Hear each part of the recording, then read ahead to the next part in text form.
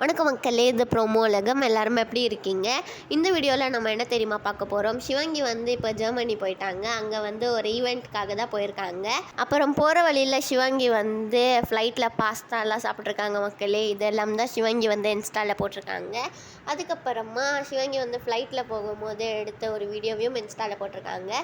இது மாதிரி நீங்கள் சிவங்கியை பற்றி பார்க்கணுன்னு ஆசைப்பட்டீங்கன்னா ப்ரோமோ உலகம்க்கு மறக்காமல் சப்ஸ்கிரைப் பண்ணிக்கோங்க.